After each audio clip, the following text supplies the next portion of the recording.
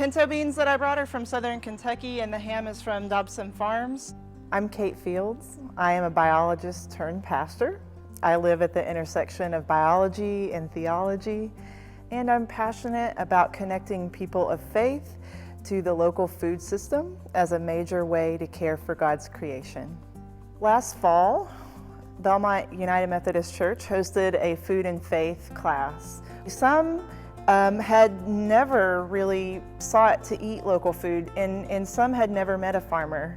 I did a pre and a post survey, and it was really interesting to see a good number of the folks in the class had never been on a farm or eaten food from a local farmer. And so we got to meet the farmers in this course, and we got to hear what the challenges of farming are, and we got to talk about food insecurity and go to a food desert. That was such a highlight to be able to connect our discipleship with the local food system and caring for the farmers, those who are caring for the land. Another highlight was a 100-mile dinner where we all brought a dish that was composed of ingredients that came from 100 miles or less of Belmont United Methodist Church. So this is homemade applesauce, and the apples were grown in Bowling Green, Kentucky. I brought purple hull peas and I brought turnip greens.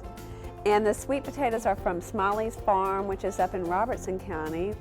And in that 100-mile dinner, we had communion, and we went through the Great Thanksgiving Liturgy, and it was holy, holy, holy. We are looking to eat more locally here at Belmont through our catering. We are looking into a church-wide CSA, or using our building as a place for farmers to come if they need to use, whether it be the kitchen or our parking lot for a CSA pickup. We have so many resources in the United Methodist Church and really in faith communities in general. And if we could use some of those resources to support the local food system, that would have a huge impact. And indeed, I think that we're missing out when we aren't doing that. And I believe that from a discipleship side, it's deeply meaningful to get connected to where you are, to know the farmers who brought you the vegetables on your plate. It's deeply meaningful to know the justice issues going on at play that keep some parts of the city from getting fresh food. And it's deeply meaningful to connect the communion table to those justice issues. And so it's beautiful and holy to care about food. Well, there's like so many plates around here, it looks incredible. Yes, food is the great connector.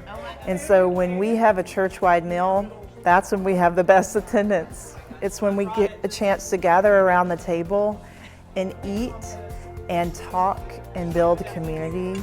I am completely convinced that the table is the best way to build community in our church.